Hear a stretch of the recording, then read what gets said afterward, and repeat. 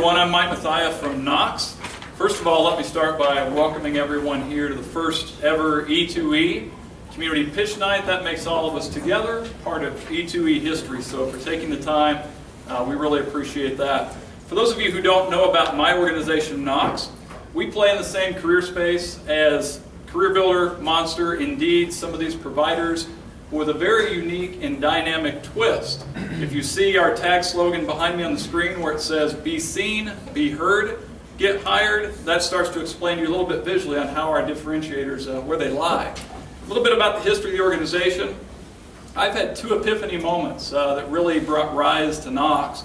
One is I've been a recruiter in this market for over 2 decades, and I've had many situations where I've spent 2 or 3 weeks or more scouring resumes to find the right candidate for my opportunity. And lo and behold, the person we end up hiring was someone who happened to walk into our office doors to check on their resume. I went up to greet that person with very low expectations because if their resume was impressive, I would have already called them, right? So I go up front and meet this person. They are dynamic, they're charismatic, they're energetic, they're everything we were looking for, but I cannot say we found them because of my recruiting talent. We found them by happenstance. And what it really made me realize is the flaws in the recruiting systems that exist today that really lead us away from difference makers in the pool. So I always understood the employer side of this equation. It was the candidate side that I didn't quite understand until I opened a company in 2013 called Insights. Insights works with candidate clients on all matters of career. And we would ask them, what are some of the challenges you're having as you're conducting your search for opportunity? And many of them would talk about these sites that I just mentioned, and how they can't get past their resume to persuade an employer to give them their time. In fact, one candidate said to me, "Mike, if the employer would just give me a minute or two of their ear, perhaps I could convince them I'm worth an investment," but they weren't getting that platform. And when you bring the employer frustration and the candidate frustration as market problems together, that's when...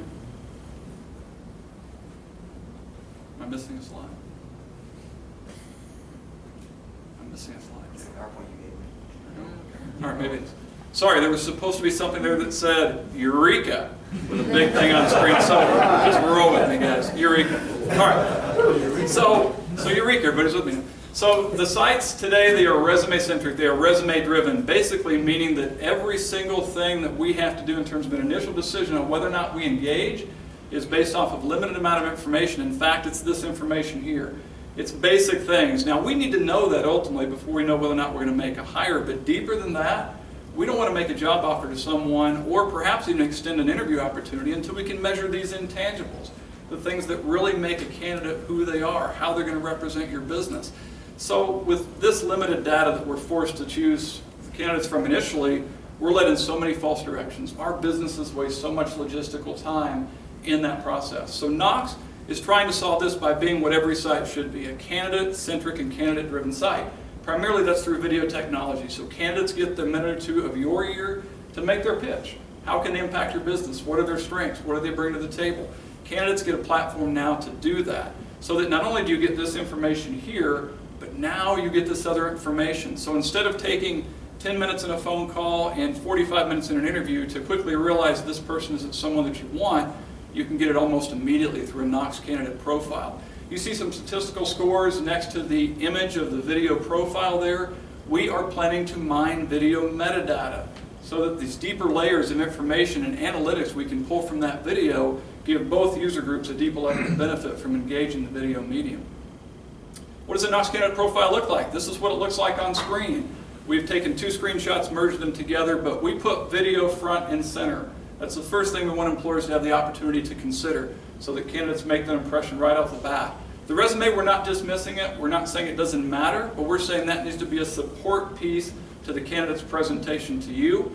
There's an About Me section where candidates can come into the site, share a little bit more about you personally, so you get some type of sense of how they might fit within your company culture, within your company team. And also there's a My Link section where candidates can upload supporting credentials that help reinforce their professional qualifications. It can be something like a college degree, an academic transcript, a reference letter, a training certificate. Many things that we can't immediately validate, they're just listed as a tiny line on a resume, which makes it hard for us to authenticate. This is the E2E Accelerator. This is something we're part of, so we need to talk about our growth model. Right now we are active in Wichita. We have a live site. We have over 2,000 candidates on our site. We have over 100 employers who have built profiles. These two groups right now are networking with each other in our city. But we want to take this model and we want to scale it outside of the Wichita market. Our plan to do that, we want to partner with a national career fair provider that has events throughout the country and license our technology and insert it into that environment. Why are we looking at that strategy? Let's say that we have a partnership with a career fair company. Our first event is in Dallas, our first green dot on the screen. That career fair organization is going to spend money promoting the event, bringing candidates and bringing employers into the event to engage each other. So a market that had never heard of KNOXX before not only knows about us, but they are engaging us through our technology at that event. And if you follow the career fair relationship over a 6 to 12 month period of time, you're going to see this here. All these markets of opportunity popping up throughout the country who never before knew KNOXX existed now do. And we have these foundation groups of candidates and employers in each major market that we can start building from to grow our KNOXX brand. What would have cost perhaps hundreds of thousands of dollars in company advertising to produce for that level of visibility, we can do it for a fraction of that spend. And that's why the career fair partners are key. Once those market presences are established, we follow in with phase 2, which is bringing our sales teams and our advertising dollars to leverage in those markets to scale the foundation user groups that we've built through the career fair partnerships. Also the academic arena for our local universities here and beyond. Imagine a KNOXX version of technology that showcases the students we're producing in our very market right here to the business community. So instead of just having a career fair or looking at a resume of a candidate, you can actually see and hear these students. What a great way to showcase talent. Staffing agencies, we see a customized licensed version of that, inserting into that market. Staffing agencies make every dollar off the database of candidates they can aggregate. But instead of sending you, as a business provider, a stack of resumes and trying to explain the value of these candidates, they can bring you into this site and show you the value of these candidates. And also employer applicant flow. We see being able to plug this technology into existing processes right now to better qualify the incoming talent. So in short, KNOXX is trying to completely change the dynamic of the recruiting game between employers and candidate groups for the long term. So with that, I'm happy to take your questions.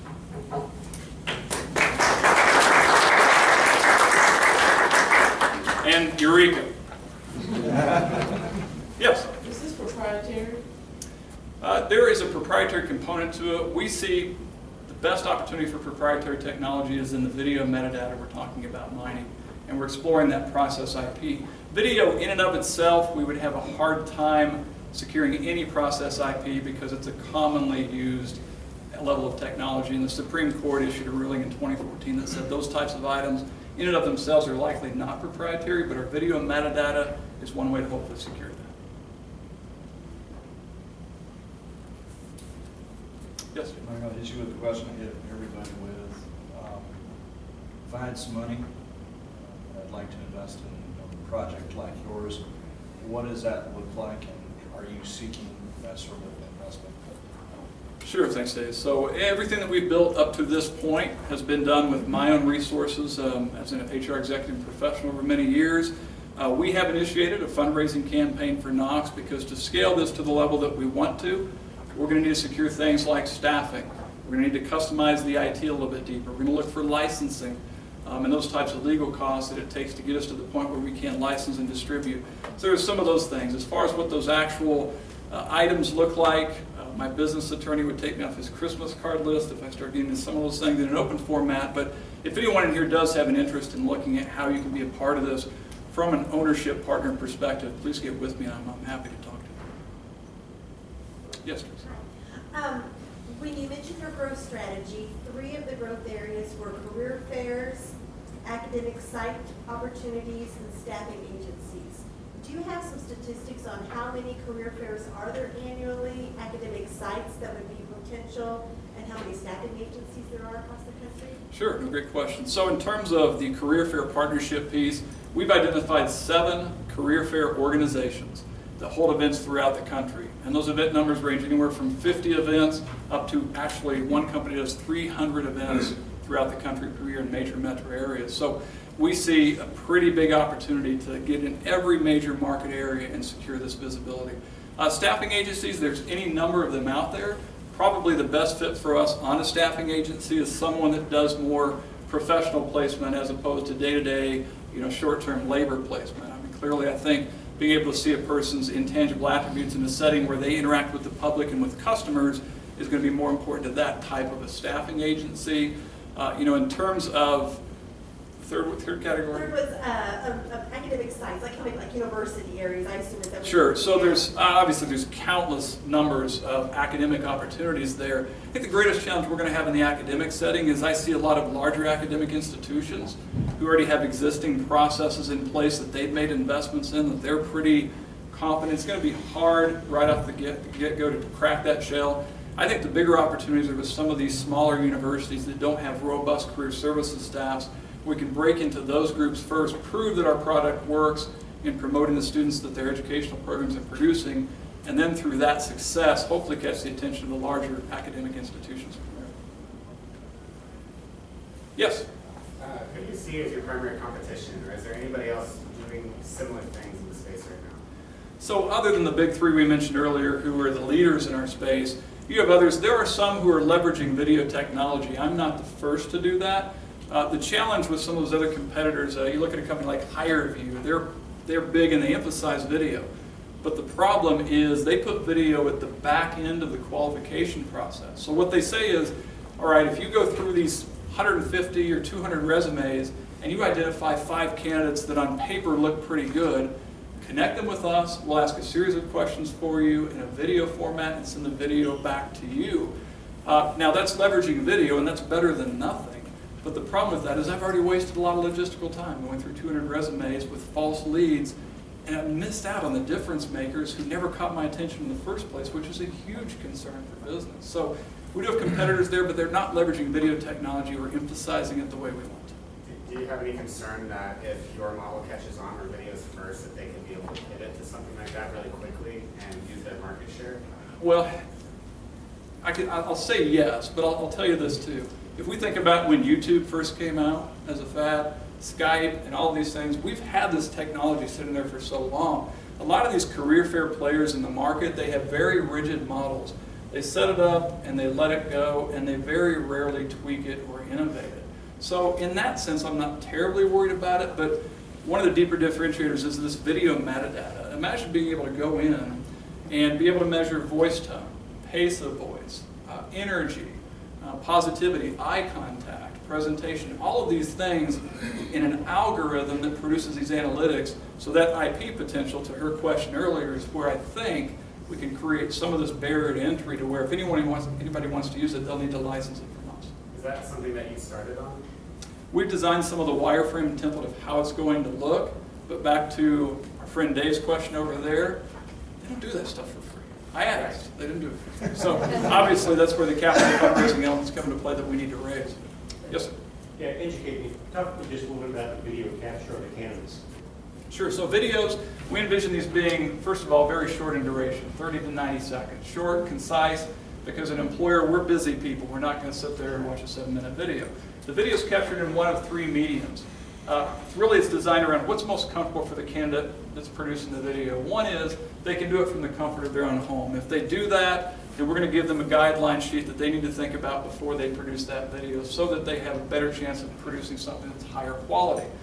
We also have an office here in Wichita. We're located in the Orpheum Theater building downtown. We actually have a law studio, and we have local KNOXX candidates who schedule time in our office to actually record videos. We've got a setup there where we can produce that for them with a wall mural that is the background of the skyline of our city, the city of Wichita.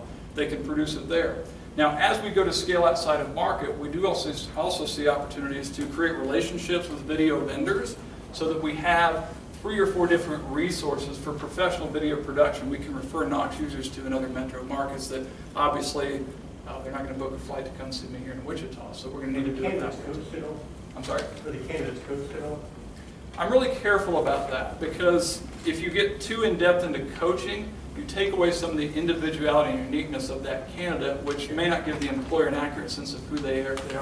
We give them basic guidelines that say you want to think about A, B, C, and D, but we do not try to coach them on a script or do not modify anything they want to say. Okay. Yes? As a candidate, I'm immediately interested in, do I just get 1 video or do I get more? which leads to the operations guy in me saying, who's storing all this volume of data? Sure, so the way the site is set up right now, Ken, is you're able to record one video. Now, you can re-record and then overlay the new video in place of that one, but one video is what you do right now. But here's the beautiful thing about video.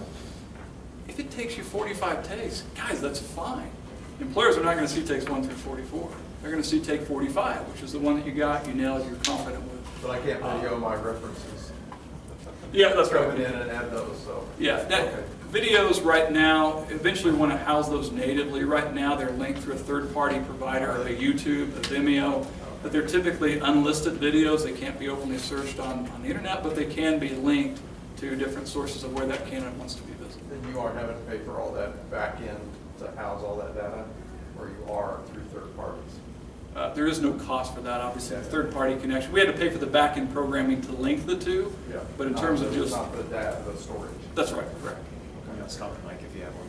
Yeah, so one last comment, everybody. I mean, listen, Wichita, I will tell you, as an HR executive for 20 years, we do have a serious challenge ahead of us that we need to get our basically collective support and wisdom around, and that's the exporting of talent from Wichita.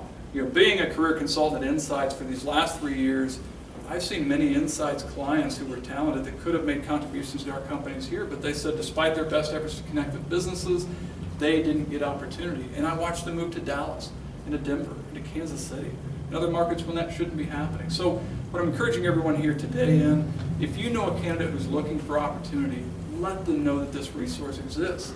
If you're an employer who's trying to find talent, take some time, visit with me. I'm happy to give you a tour of our offices and a demo of how this works, and engage a little bit more carefully in how we're trying to solve that problem of talent export to Wichita. Because economically, we've got to solve that. We can't have talent born here, raised here, educated here, and the benefit of all that investment we've made as a community goes to another metro area. So hopefully we can impact that too. Thanks, everybody.